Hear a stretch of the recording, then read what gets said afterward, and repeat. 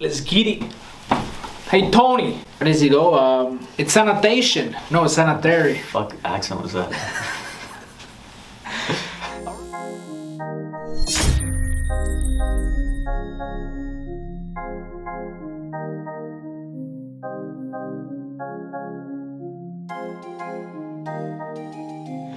All right, I have no clue, man. Sanitation. Sanitary. Vibing, we vibing. Boom, boom, boom. Beyond the Views podcast, episode 10. I got the boy Fernando in the building. What up? What's going on, homie? Not much. How you been, man? Been a little while. Hey, man, I've been a little busy with Beyond the Views podcast. I've been putting all my eggshells in this show. Thank you to everybody that's been watching. Thank you to everyone that's been supporting. This episode is powered by Team 24/7 Studios. Thank you so much for coming on the show. I really appreciate it. Episode 10. Every blogger, every media outlet, everyone that has a platform, take time to shine light on life, mental health. Facts. Real shit, just like real life shit. You know what I mean? I think every outlet should do that, and not only wait until like Bell Let's Talk. Yeah, don't even get me started on that. Bell Let's Talk every day. Like, okay, you know my past. We've talked about before. Yeah. You know how important mental health is to me. Growing up, especially when Bell Talk first came out, when it first came out, I was in high school. I will never forget this. Yeah. The money that's raised for Bell Let's Talk, I love that. The fact that we're raising money to actually put towards mental health, development, of understanding it, trying to help people. Yeah. I'm all for that. Yeah. But it's like you were saying, you know how many kids I grew up around, even my own friends, that just the outlook they had on mental health, how they would talk down and look down on people who were going through like some serious shit. Those same people, you said Bell Let's Talk comes around and reposting like this, that. It's like, that's not what's going to help mental health. That's not going to help people dealing with it and going through terrible shit. Yeah. It's not reposting a story and donating a cent or a dollar. What's going to help them is creating an environment in this world where everyone feels comfortable. Yeah. Not only waiting to repost and bring this awareness in those 2 days that Bell does it. Yo, check up on your people. Be the advocator for those that are dealing with mental health, and be that kind of person that is reaching out to people and making sure that people are okay. Yeah. Every day though, because mental health is every day, right? So let's start there. Yeah. Okay? Every person in this universe has mental health. I don't care who you are. Let's start there. We all have it. It's like fitness health. Like just like you would go to the gym, work out, eat healthy to work on your physical health, you have to do the same things for your mental health. That's what it comes down to. 100%. The thing is, mental health is probably more important than physical health. I'm not saying you can only live with one, but if you really think about it, you can be physically healthy, but if your mental state is not in a good place, overall, I wouldn't say you're healthy. Yeah. Because it's your mental health, it's your mental state that controls the decisions you make. It controls the person you try to be, who you want to be. The importance of stepping back and taking care of the root problem.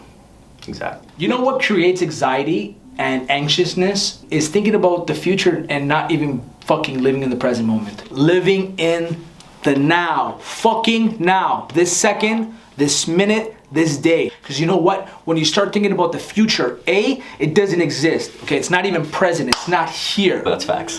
What you said about the whole like future thing.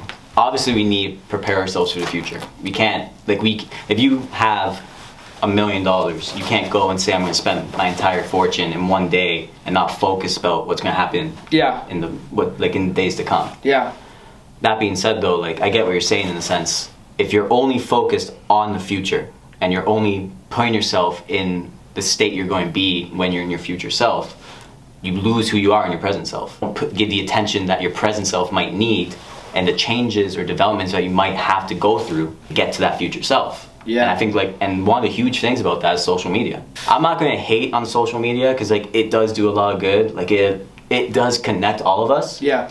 But on the flip side, you can't say there's not negative to it. Everything has positive and negatives to it. And absolutely. And the negatives for social media, they're huge. They can be. Like so many of us get lost in we see other people look what they have or look what they're doing, and because we're not doing that thing or we're not in that place, we think we're a failure. We think we're not where we're supposed to be. Yeah. You know what I mean?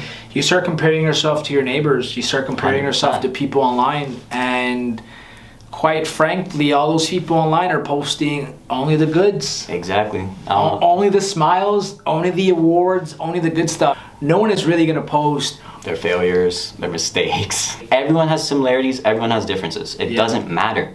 People are going to hate no matter what. Like, every time I put a post, whether it was one of the things I wrote, whether it was something I was working on, even things where, like, recently when I posted that, I got the opportunity to speak to my old high school about mental health and preparing the students for life after high school. Yeah, I got messages of, like, encouragement, but I also got messages of people who I haven't seen or talked to in years who weren't even following me. Shitting on you. Just to go out of the way and say, why would they let you speak to the students? Why would someone who used to be as mentally unstable as you be allowed to do that? And it's one of those, it's one of those things where it's like, when you be you, not everyone's going to like it. That doesn't matter. As long as being you does not harm other people, it's not making sure that you only gain things in life by taking away from others. If being you is genuinely being a good person and you're happy doing the things you do and you're not harming yourself or anyone else, who cares what anyone's opinion is? It doesn't matter. Yeah, I agree. To touch on that, like, before we started, you were talking to me in the hallway about, like, things I was doing now, and you asked specifically about my writing, because that's been something that's been one of my main focuses. The thing is, though, that was never my passion growing up.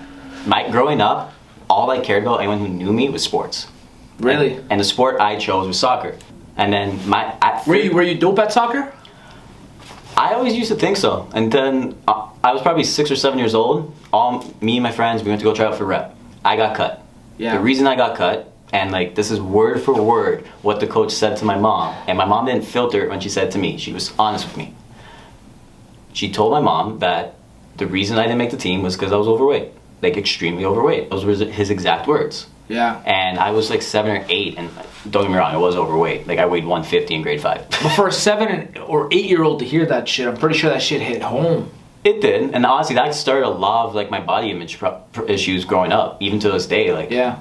And one of those things was, after that happened, up until I was 7, playing soccer, like, I was always considered one of the good soccer players. Everything just flipped in school. People that I was friends with now made fun of me every day and would brag to me or, like, shove in my face and play rep. Yeah. And I got that all of elementary school. 13, I went and signed up for a camp. It was like a 2-week, it was called the AC Milan Academy, like an everyday 8 to 5 kind of soccer training camp. Yeah. After that camp, I promised myself, and I made a promise with God, because I am a very faithful person, and I said to him, I'm like, I'm going to try out. It's been 7 years since I last tried out. I'm going to try out, and if I make it, that's my sign that, like, I can make this dream become a reality. Right. That I can become a professional soccer player. If I don't, I give up. Yeah.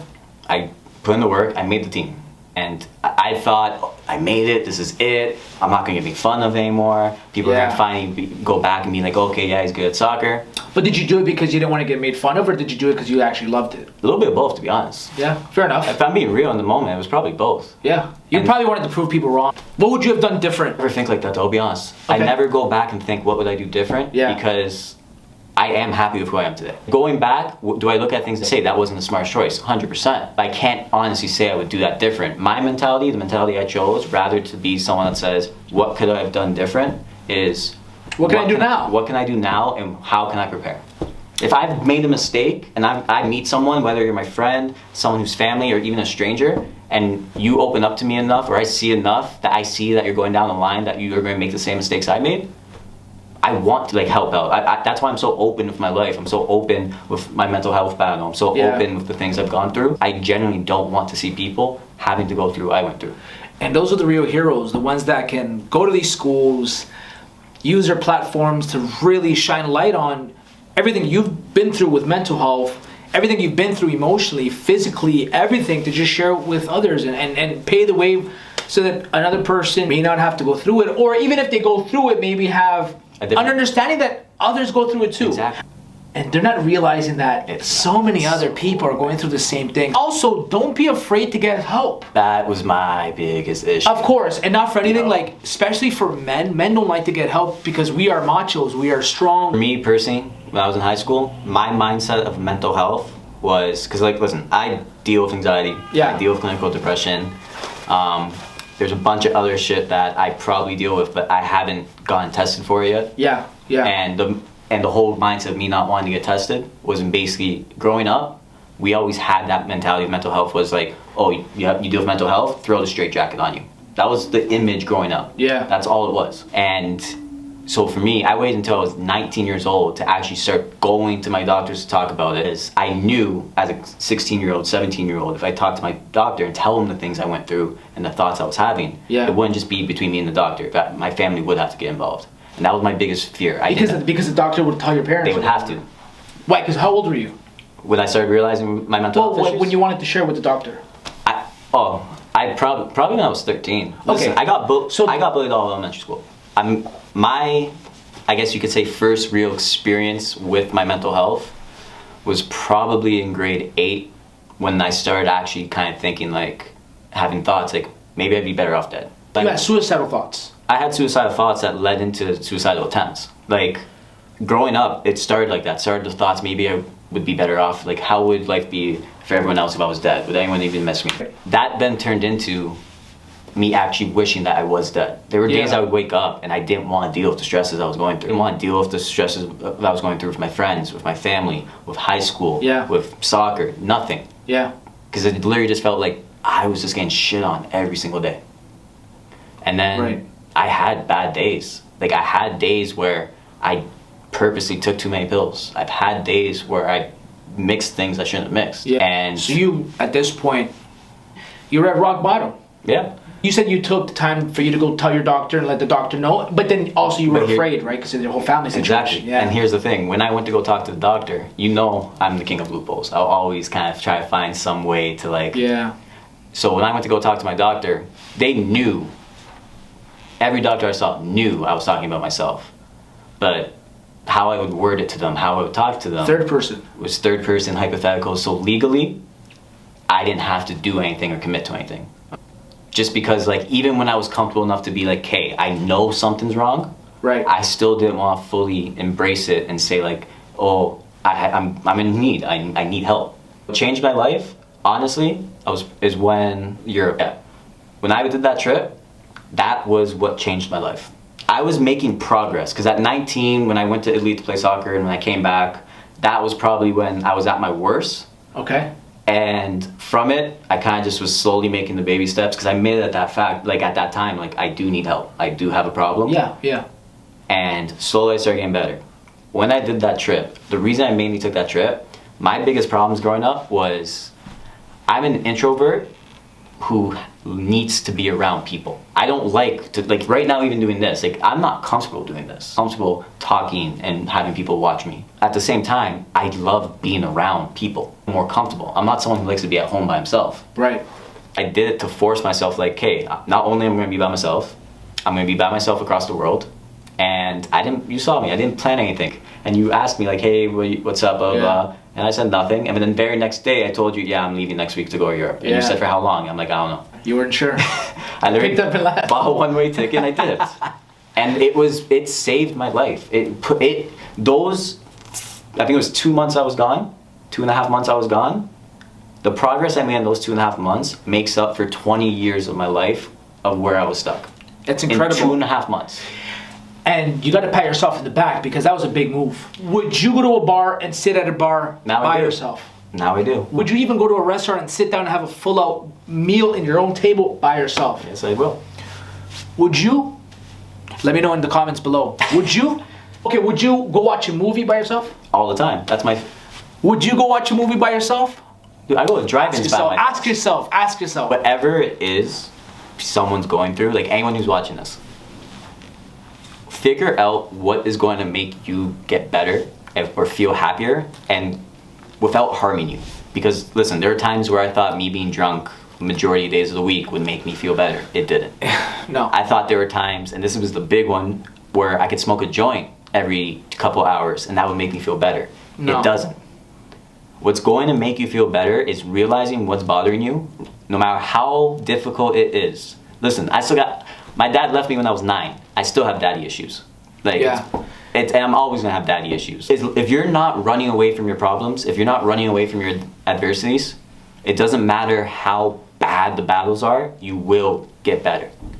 It could be in a year, it could take years. There's no timetable, there's no exact, it's not like school, like, hey, pay this much a year for 4 years and here's your piece of paper that says you graduated. It's not like that. It could take you 5, 10, 15 years to actually figure out your problems and deal with it.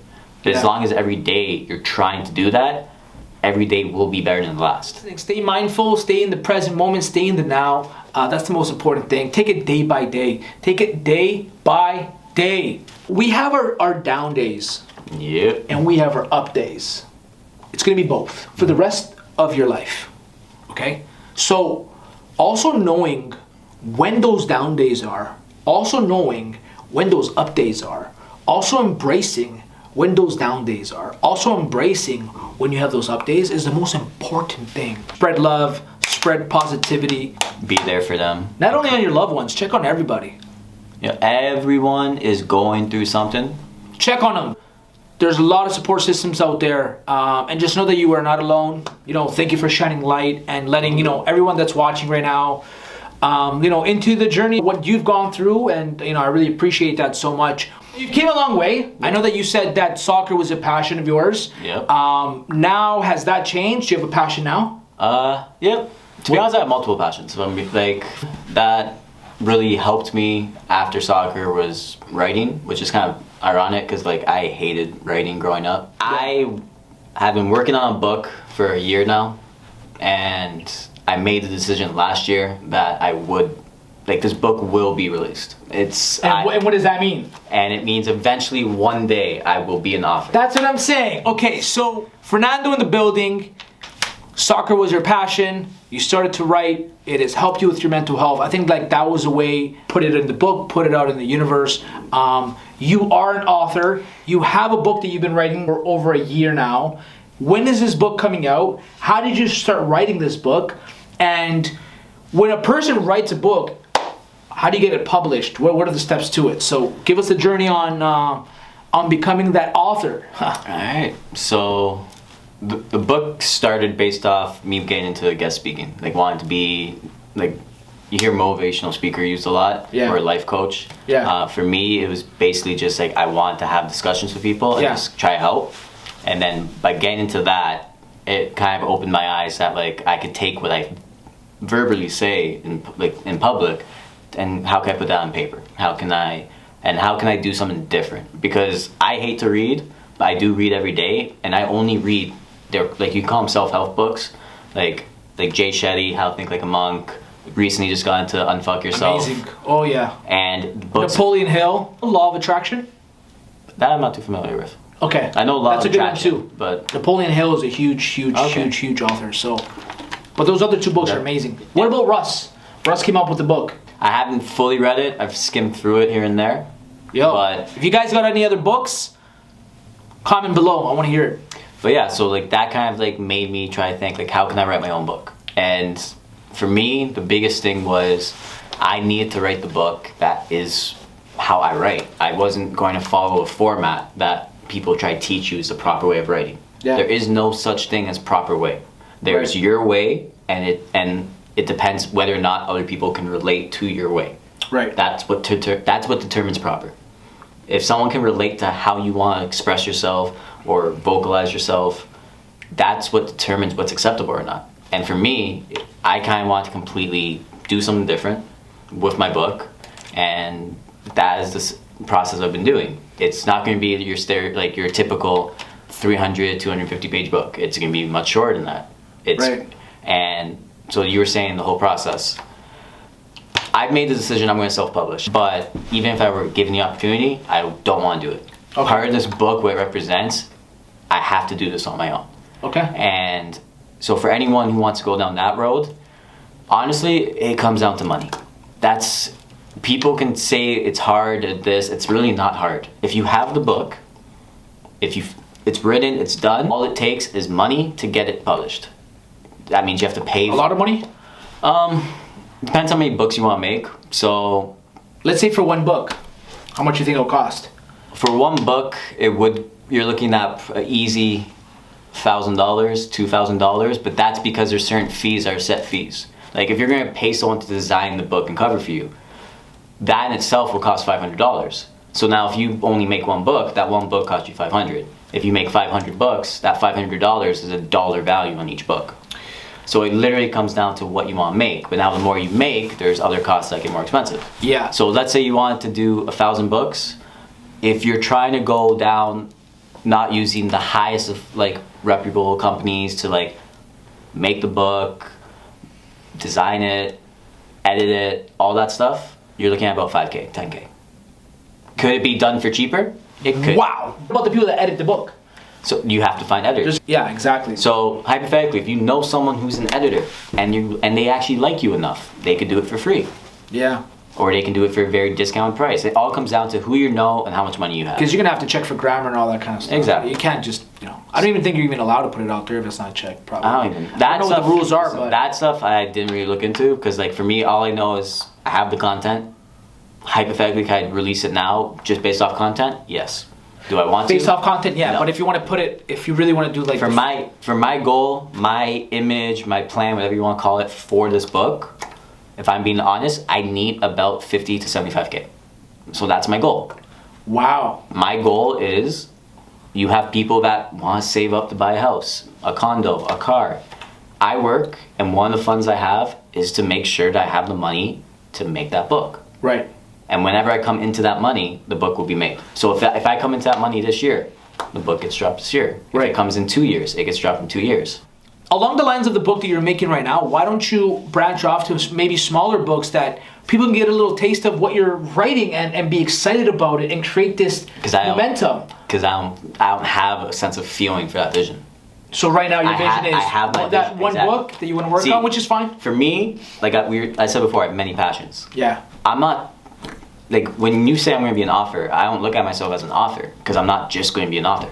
Right. There's other things I want to do and achieve. Right. Like we've talked about my fashion a lot of times in life. Yeah. You know how much fashion means to me. Right.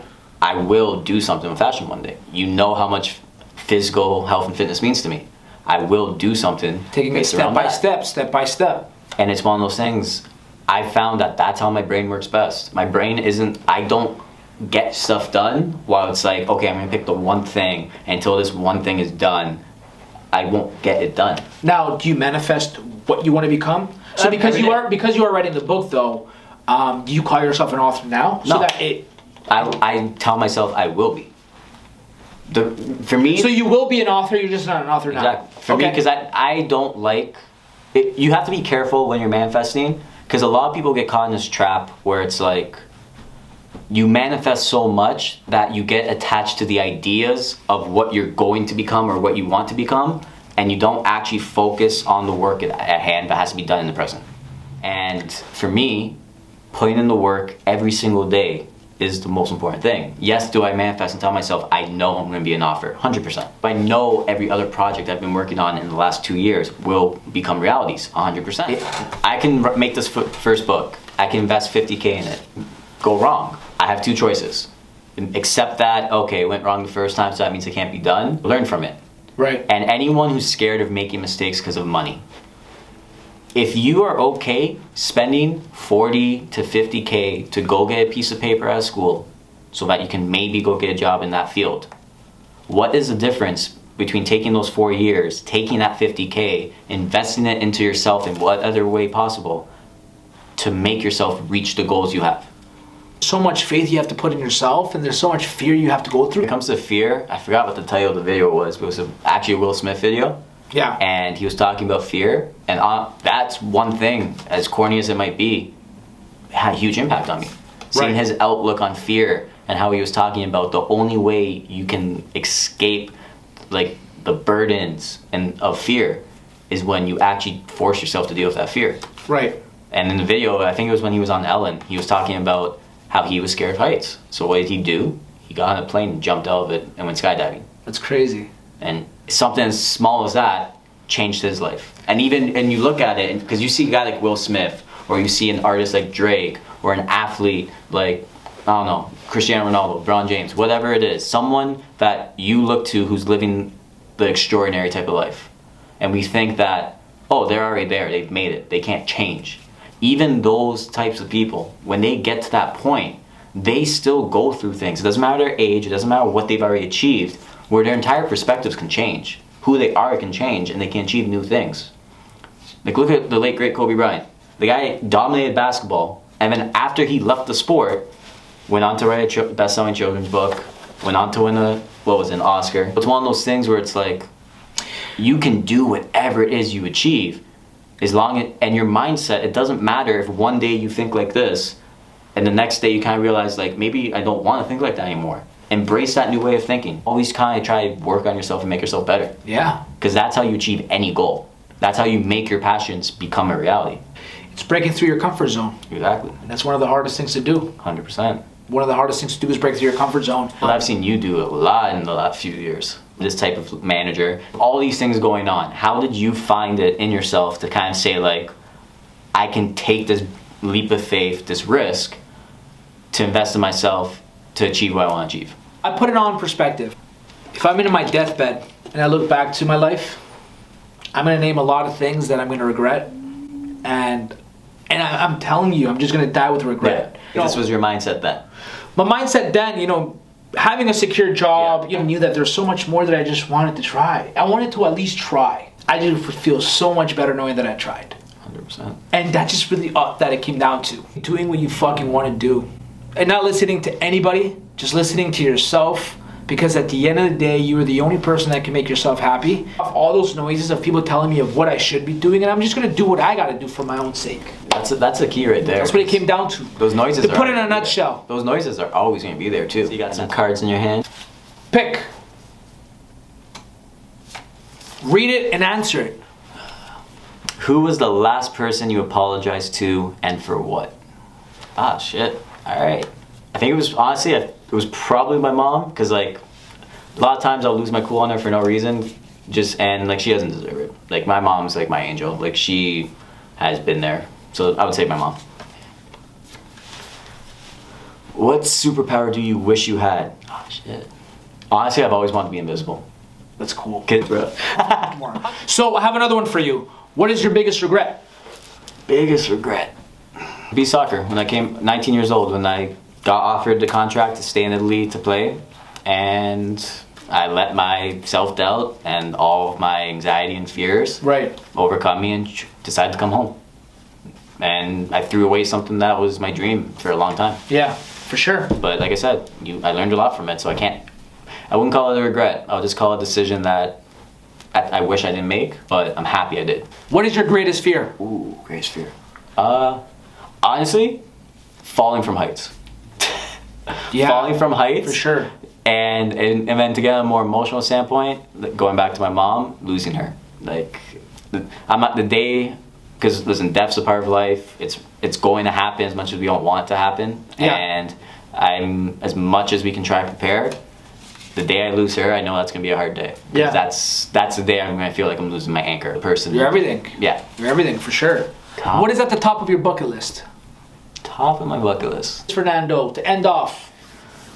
To be honest, I have a lot of things I want to achieve. Yeah. But if I have to say the top thing, I want to get to a point where I can genuinely look at my life. I want to be able to say I'm proud of what I was trying to accomplish and whatever I did accomplish. Yeah. Even if I had goals that I didn't get to achieve, as long as I was staying on the path to getting them done, I'll be happy. That's all that matters, right? That's it. We have Fernando in the building, episode 10, Beyond the Views podcast. We spoke a little bit about the importance of mental health. We spoke on not allowing yourself to block yourself from doing what you're supposed to be doing. Get out there and do it. If you are listening to this right now, get out there, fight your fears, believe in yourself. And is there one thing that you want to advise anyone that's listening right now? Anything that you want to share? To simplify everything is just like, be who you are, be happy. If you don't know who you are, try to find it out. And listen, the last year, this entire world has gone through some like pretty drastic and like life-changing events that's affected all of us. Yeah, it has. The one thing we have to take from it, we gotta get rid of all the hate. We gotta get rid of all the division. Like, listen, there's a lot of differences in this world. We're not all the same, but we do have certain similarities that are the most important and that make up for all the differences. And one of the most important things is we're all human and we all deserve love and respect. Thank you so much, Fernando. Thank you for stopping by. I appreciate you. Thank you. Appreciate you. Beyond the Views podcast, episode 10, powered by Team 24/7 Studios, episode 10. Let's go. #1 podcast. Cheese. swaggy. I love Spanish music.